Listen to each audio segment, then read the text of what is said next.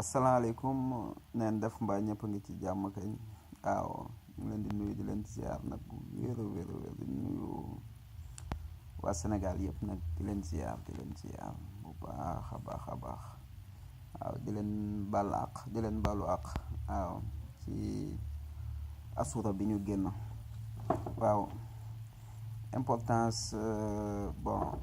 ci suñu ñu waxtaan tuuti rek ci politique réew mi waaw am na solo nag ñu waxtaan ci parce que ay sénégalais lañ comme sénégalais yëpp sérieusement parler waaw ay sénégalais lañ comme sénégalais yëpp bon ñu wax ci benn phénomène bi nga xamante ne daanaka génn na waaw mooy liy def buzz mooy Ousmane Sonko waaw bon di xamal ne Ousmane Sonko vraiment suñ classe politique bi opposition pouvoir ñëpp Ousmane Sonko mun naa ne na yóbbu na baar bi fu kowe waaw dañ doon wax ay prostituées politique moom la ñu amoon mais Ousmane Sonko yóbbu na leen retraite ñoom ñëpp yóbbu na leen retraite léegi nag dafa dépendre ci peuple bi koy jeunesse bi ci ñoom la dépendre bon ci ñoom la dépendre bon nañu góorgóorlu bon ñu jàppale ko bon xam ne c'est l'homme qu'il faut à la place qu'il faut il est là il n'est pas là pour Jean ou Paul non Ousmane Sonko est là pour le peuple sénégalais c'est le candidat du peuple sénégalais c'est ça man loolu laa gëm daal loolu laa gëm naa ne Ousmane Sonko nitu conviction la li muy wax da ko gëm bon te buñ bàyyi nit ñi divertir buñ ñu divertir bu ñu kenn divertir sérieusement parler teg na lu leer ci taabal bi waaw bon actuellement nag Ousmane Sonko dérange waaw actuellement wax moom ku boot bukki xaj boobu la moo boot bukki faw xaj boobu ko bon kon léew la yenn tontu yi man pour man amul sens moom teg na lu leer ci taabal bi def na li mu waroon def léegi nag dafa dépendre ci ndax jeunesse bi bëgg na ku leen libéré wala soxla wuñ ku leen libéré bon mag ñi moom sérieusement parler seen wàll jeex na nañ góorgóorlu rek ñu nangu te gëm yàlla te jéem a dem Macky Sall du mag vraiment quelqu'un qui est né après les indépendances amoon nañ ci moom yaakaar mais xëy na amoon na mébét bi mais bi mu ñëwee entourage bi mu bi mu jël moo baaxul te nit dañ koy xool ci discours ak parcours Macky Sall buñ xooloon ci parcours am rek duñ ko fal discours bi mu doon def baax na mais parcours am baaxut léegi loolu nga xamante ne parcours am boobu nga xamante ne moo baaxul mu répercuté wu tey waaw parce que li mu doon wax parcours bi baaxutoon Ousmane Sonko parcours am baax na discours am baax na kon mën nga kaa gëm sérieusement parler waaw nit nag un politicien da nga koy jàpp ci parcours ak discours bon Macky Sall bon warul bett ñu mais quand même bu fekkoon tey yoo koo calculé ne en 2002 mu ngi nekk en location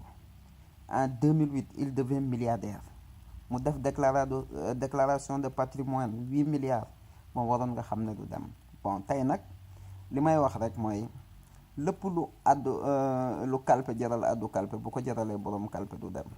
bon léegi li nga xamante ne moo fi taxaw bon ay waxaabis laak lu ne dana génn parce que il faut ñu accuser ko lenn parce que il dérange ci côté yëpp côté pouvoir opposition mais léegi actuellement ci candidat yi ñu fi am na am ko teg lu leer lim teg ci taabal bi Ousmane Sonko tegal nañu lu leer mooy solution Macky Sall indi woon na yoonu yokkute moor nee la mu dem fay 2 milliards pour ñu liggéeyal ko plan Sénégal émergent bon kooku xam ngeen ne kooku amul xam-xam même ba ci plan bi mu ñëw teg ko sax ne mooy yoonam nekkul moom moo ko liggéey bon Macky Sall man li ma gëm mooy réew mi dafa agsi ci loxoom accidentellement bon nit nag bu réew agsi ci moom accidentellement bu la dara bett ci moom man loolu laa jàpp loolu laa gëm waaw Macky Sall da doon tañax-tañaxi ba affaire dafa jël nguur te amutoon programme amutoon vision léegi loolu répercuté wute na tey parce que il n'était pas prêt à gouverner le Sénégal daanu mer ngembu ak ngemb jubali géew ga du benn Macky Sall dafa meroon ngemb Ousmane Sonko nag ngemb utili géew ga parce que il a démarré de rien parce que quelqu'un qui n'a jamais bénéficié un décret de nomination il ne l'a jamais bénéficié dans sa vie loolu aussi na ngeen ko xool et s'il voulait être directeur de société un directeur il va le devenir s'il voulait être ministre il va devenir parce que du escroc bu doon escroc aujourd'hui c'est un milliardaire parce que impôt et domaine ku fa nekk di def ay redressement fiscal ñun ñëpp xam nañ ni mu demee da ngay taxaw ci benn kanamu patron ba ko def ngan di redressement fiscal mu ne la non bàyyil ma campal la 200 millions 300 millions te nga bàyyi ma waaw ñun xam nañ ni mu demee mais yooyu yëpp moom franchir na ko ñëw ba agsi fii bon comme quand même waxtaan wax dëgg ca la vraiment nañ jàppale Ousmane Sonko man loolu laa gëm nañ jàppale Ousmane Sonko c'est l'homme qu'il faut à la place qu'il faut sérieusement parler il est temps Sénégal nag dafa mel ni ñun si suñ bopp bon nañ def benn attention ci benn affaire suñ sëriñ si vraiment nañ góorgóorlu rek ñu baal ñu jéggal ñu bon mënuñ di dem ci seen tool yi di leen yóbbu la addiya ñu naan ñu topp leen kii loolu mënuñu ko am na loo xamante ne ngor ak diine ak imaan sax mayewu ko yaa ngi dégg bu fekkee seen tool yi taxaw na ñun ñoo koy béy bu addiya bi jotee ñun ñoo koy joxe sérieusement parler neutre leen ngir yàlla sëriñ si neutre leen te yàlla tax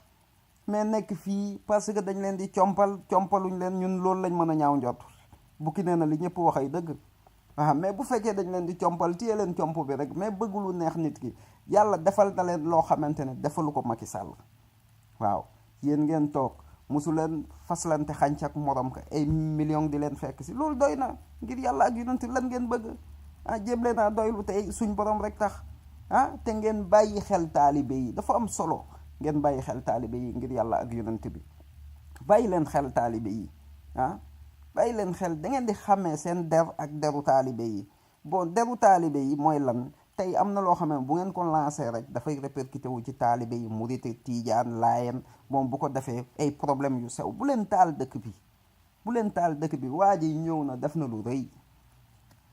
c'est bien beau na ko ñëpp félicité ñu xam ne kat vraiment démocratie sénégalais moo avancé sérieusement parlé mais tey ñii suñ prostituée politique yi bon kan lañ ci war a woteel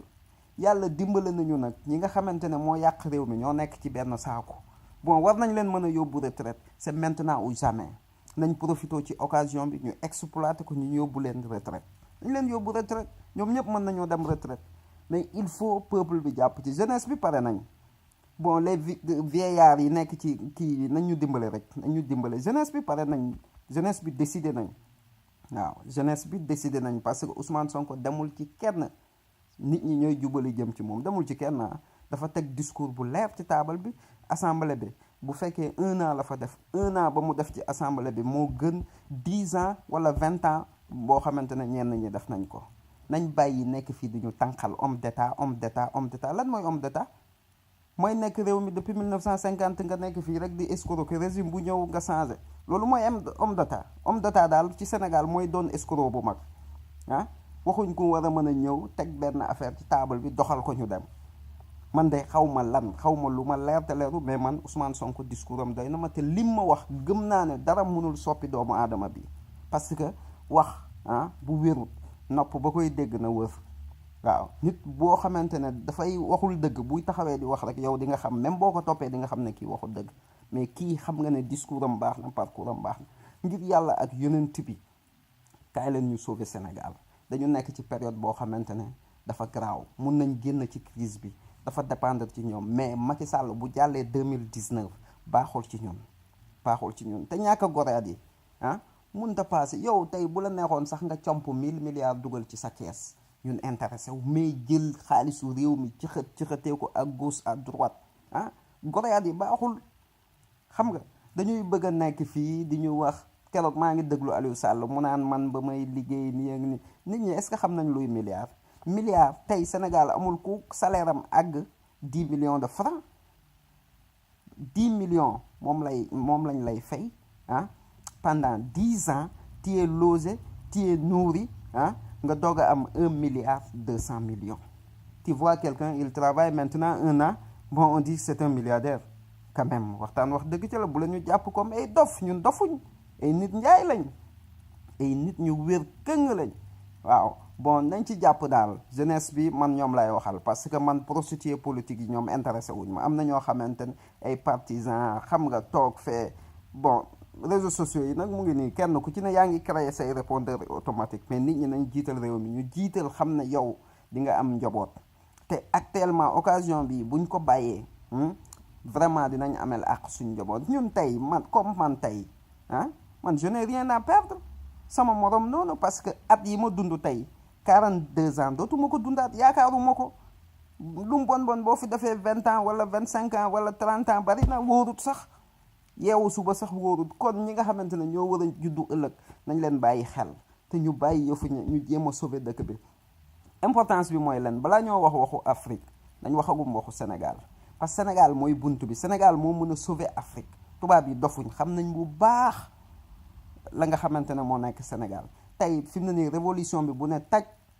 Sénégal rek jeex na day naaw ñoom leer na leen kon nañ jàppagum ci suñ Sénégal bi ñu jéem a xool ñi nga xamante ne dañ fi nekk intérêt occident ñu balaye leen Ousmane Sonko teg na plan bu leer Sénégal d'abord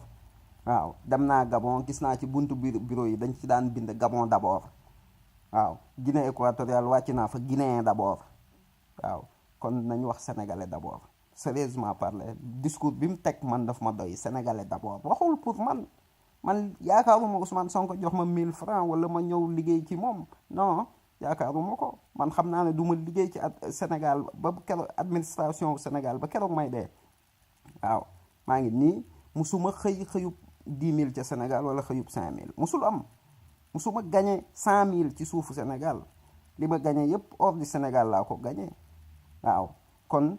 mais dafa am solo li nga xamante ne man def naa ko jaar àll bi di ñanga yi di rey suma bopp ñaanuma sumay sët def ko wala suma doom def ko kon occasion bi ñëw na am na benn sénégalais bu taxaw tegal nañu lu leer ci table bi nañ ñëpp jàppale ko man loolu laa gëm te gis ko waaw na ci ñëpp jàpp ñu xam ne Ousmane Sonko du intérêt Jean du intérêt Paul intérêt Sénégal la te teg na lu leer ci table bi te gëm naa ko assemblée bi rek lam fa def ci diir bu gàtt bi lam fa dugg rek dafa wane ne kii dafa am détermination audace keroog bi muy taxawee place de l'Obélisque wax leen kenn ku dem def loolu parce que kenn ku ci ne am nga mbóot mooy làq boo taxawoon foofu ñu ne la ko sabañ ñoom ñëpp loolu la ñuy ragal kenn du dem Obélisque ba ci Macky Sall ba ci opposant bi gën a ndaw ñemewu ko kenn ñemewul taxaw foofu ne gars yi presse bi acca wax leen ma déglu moom moo ko ñeme parce que dafa set wecc dafa clean comme dafa clean nag nañ ko jël kii amul benn contact boo xamante ne après dina jël fal nit parce que kooku dakaa xamal dara non kii tolluwul ci dafay boo ko faloon tey président buy fal nit ministre tal day xam ne dakaa mérité bu ko mérité wul du ko fa def parce que il n'a amul compte à rendre à personne il ne doit rien à personne moom ñi mu amel boor rek mooy le peuple sénégalais te loolu la wone te ci trajectoire boobu moom la pare bul dox ngeen baal ma àq nag waaw ñu ngi leen di ziar jaajëfati